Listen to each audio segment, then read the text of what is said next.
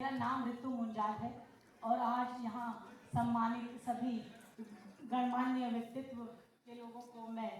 बहुत बहुत धन्यवाद देती हूँ, शुक्रिया अदा करती हूँ। और हमारा जो ये अखिल भारतीय संयुक्त अधिवक्ता मंच है,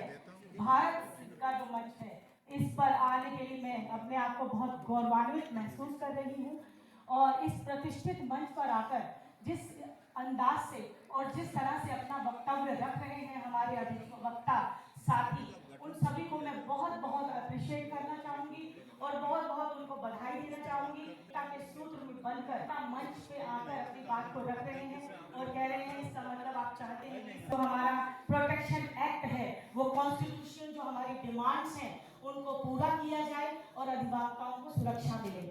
हमारे जो नेशनल प्रेसिडेंट हैं ABSSN साहब और श्री चंद्र कुमार वलेजा जी, उनको मैं बहुत बहुत अपने दिल से धन्यवाद करूंगी, उनका नमस्कार करूंगी और उनका स्वागत करूंगी कि उन्होंने इस मंच पर आने का मुझे मौका दिया। और मैं ऋतु मुंजाल सुप्रीम कोर्ट में प्रैक्टिस करती हूँ, हाई कोर्ट में प्रैक्टिस करती हूँ, डिस्ट्रिक्ट कोर्ट्स में भी जाती हूँ और दिल्ली में ही पैदा हुई हूँ, दिल्ली में ही पली बड़ी हूँ।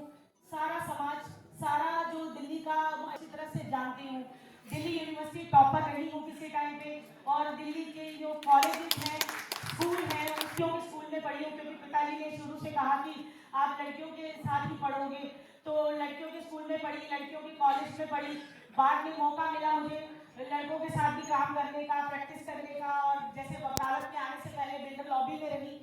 मुझे आज बहुत फख्र फील होता है जब मैं अधिवक्ताओं के साथ बैठती हूँ, उठती हूँ, उनसे मुलाकात करती हूँ, उनसे बातचीत करती हूँ, कानून की धाराओं पे हम बहस करते हैं, आपस में डिस्कशन करते हैं, एक दूसरे का दर्द और खासकर हम क्लाइंट्स का दर्द जब समझते हैं, उनको इंसाफ दिलाने के लिए हम एकजुट हो जाते हैं, एक दूसरे को सलाह देते हैं। क्योंकि आज जिस स्टेज पे मैं हूँ, मेरे साथ मेरे सीनियर हैं और मेरे साथ मेरे जूनियर भी हैं, क्योंकि मैं उस स्टेज पे हूँ जहाँ पर मुझे दोनों का सामना करना पड़ता है, क्योंकि ये गुरु शिष्य परंपरा है। इस गुरु शिष्य परंपरा के अंदर अगर हम गुरु की सेवा करते हैं तो वो सेवा का मेवा हमें मिलता है, अगर हमें शिष्य अच्छे मिलते हैं, हमारे जूनियर अच्छे मिलते हैं। लेकिन जब ये सीनियर, ये जूनियर और हम जैसे अधिवक्ता जो एक बीच की कड़ी का काम करते हैं, सब एकजुट होकर एक राष्ट्रीय मंच बनाते हैं और अपने हक की लड़ाई लड़ते हैं, तो मुझे बहुत प्राउड फील होता है, जिसमें हमने हमेशा दूसरों का दर्द सुना, दूसरों के लिए निवारण किया, दूसरों की मदद के लिए हम आगे बढ़े,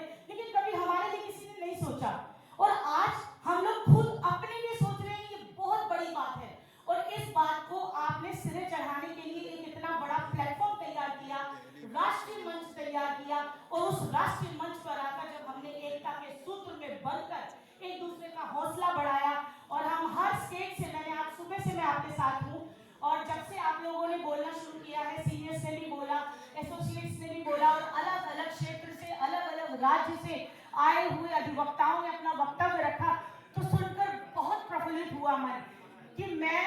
अपनी रोजी रोटी कमाती हूँ, मेरे साथ जो अपनी रोजी रोटी कमाते हैं, हम सब मिलकर एक दूसरे की पेंशन के लिए, एक दूसरे की मेडिकल स्कीम के लिए, एक दूसरे की प्रोटेक्शन के लिए कैसे खड़े हो जाते हैं। इसीलिए कहते हैं वकील एकता जिंदाबाद, वकील एकता जिंदाबाद। और वकील भाईचारा जो है ना, वो ऐसा भाईचारा है, ऐसी एकता है। मैं काले कोट में, अगर मैं दिल्ली में हूँ तो भी, और अगर मैं किसी भी अन्य राज्य में हूँ, किसी भी अन्य स्टेट में हूँ, किसी भी डिस्ट्रिक्ट में खड़ी हूँ, तो वकील एकता एक आवाज पे। कोई नहीं जानता मैं ऋतु मुंजाल हूँ, कोई नहीं जानता मैं क्या हूँ, मेरी कास्ट क्या है, मेरा धर्म क्या है, मेरी जाति क्या है, मैं क्या हूँ, मैं लड़की हूँ, लड़का हूँ, कोई फर्क नहीं पड़ता। लेकिन जो ये वकील एकता है, ये एकदम से सामने आती है। कोई पुलिस ऑफिसर अगर ऊंची आवाज में बात करता है, मैं आपको छोटा सा एग्जांपल दूंगी, ज्यादा समय नहीं लूंगी, कीमती समय चल रहा है। बिजनौर डिस्ट्रिक्ट कोर्ट में मेरा विजिट हुआ, किसी लड़की को प्रोटेक्शन दिलाते हुए उसे घर लाना था वापस, किसी पति की तरफ से मैं गई थी उसकी वाइफ को लाने के लिए, लेकिन उसकी फैमिली वालों ने बहुत ड्रामा किया वहाँ, और उस पुलिस वाले ने जो यहाँ से लेके गया था लड़की को, उसने ऊंची आवाज में मुझसे बात की कि आप उस लड़की से बात नहीं कर सकते, उस विक्टिम से। तो मैंने सिर्फ इतना कहा, मैं वकील हूँ, मैं ऑफिसर ऑफ द कोर्ट हूँ, I can talk to the victim, I can talk to the accused any point of time, either in the court, either in the police station, any place of any place. तो उसने मेरे को बस थोड़ी सी, जैसे उसने ऊंचा बोलने की कोशिश की, आप बात नहीं कर सकते, तो जाने कहां से इतने सारे वकील आ गए, जाने कहां से एक वकील ने कैसे बोला, तूने दूसरा वकील, तीसरा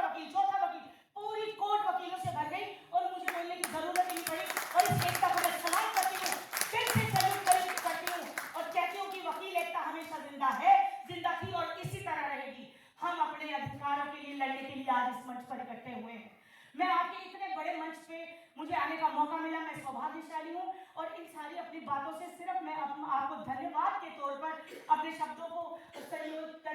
संयुक्त करके सिर्फ सारांश में इतना ही कहूंगी कि मैं बहुत प्राउड फील कर रही हूँ। और आपकी एकता, हमारी एकता, मेरी एकता, सबकी एकता आज की डेट में एडवोकेट प्रोटेक्शन एक्ट 100% आएगा। 100% हमें पेंशन भी मिलेगी। मेरे बुजुर्ग सीनियर सिटीजन, जो हमारे बुजुर्ग सीनियर कोर्ट के जो सीनियर काउंसिल्स हैं, उनको पेंशन देना दिल्ली सरकार का, राज्य सरकार का, हर स्टेट का, in fact all over India every bar का, एवरी स्टेट के जो स्टेट काउंसिल्स हैं, उनका राइट, उनका फर्स्ट बनता है कि उनको वो पेंशन दें। हमें मेडिकल कैशलेस सुविधा दी जाए, हम 10 लाख 15 लाख के लिए मोहताज ना हो, भिखारियों की तरह भीख ना मांगे। हमारी रोजी रोटी कितनी है? कोई वकील को कोई 1000 दे जाता है, कोई 2000 दे जाता है, किसी से हम लाख मांगते हैं, किसी से 2 लाख, पर मिलते कहाँ है? चलो जो भी शुक्र करते हैं हम मालिक का, और हम काम करके दिखाते हैं। हम अपनी मेहनत में कभी भी कोई कमी नहीं छोड़ते। तो हमें इंश्योरेंस भी चाहिए, हमें पेंशन भी चाहिए, हमें जीते जी हमारा अधिकार चाहिए। और इस अधिकार के लिए जो वकील जो प्रोटेक्शन एक्ट है, इसको लागू होना होगा। आपने बीच में देखा होगा कि वकील protection act, advocate protection act के संबंध में जो गवर्नमेंट ने पॉलिसी की, उसमें काफी झोल कर दिया। 35A ला दिया कि आप कोर्ट में अगर बोलेंगे, अगर आप कोर्ट में क्लाइंट के खिलाफ